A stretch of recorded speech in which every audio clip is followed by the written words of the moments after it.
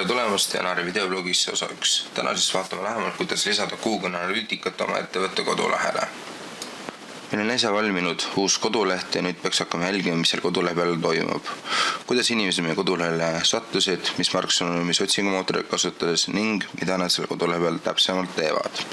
Selleks oleks kõige kasulikum kasutada vabavarana saadaolevat Google Analyticat. Alustuseks paneme otsingumootorisse Analytics või siis kirjutame aadressi riba peale analytics.google.com.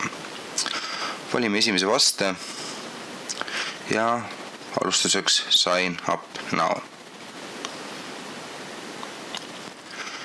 Kõigepealt sisestame emaili aadressi, mida soovime kasutada. Peaks meeles pidama, et kasutaks seda sama emaili aadressi, mida me plaanime kasutada ka Google AdWordsi juures, et need hiljem omavahel siduda. Seejärel sign up ja sisestame firma andmed. Alustuseks kodulehe aadress, millel me Analytica koodi peale paneme, konto nime, regiooni, kus me oleme ja ajavööndi ning continue.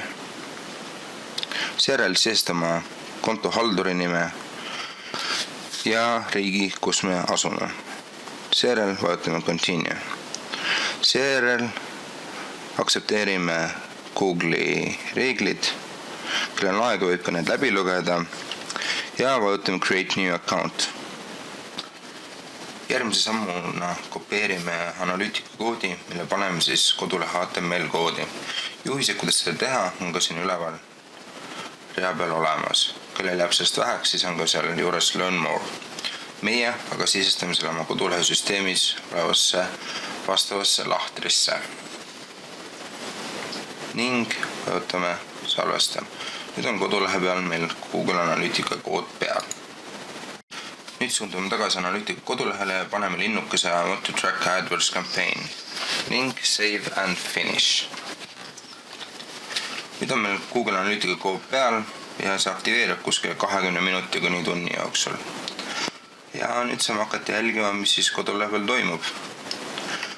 Täna nüüd vaatasite meid. Kui on küsimusi, siis helista 56266 või saada email janar@vsonline.ee. Kohtumisi nii minu järgmistes blogides. Kõik head teile!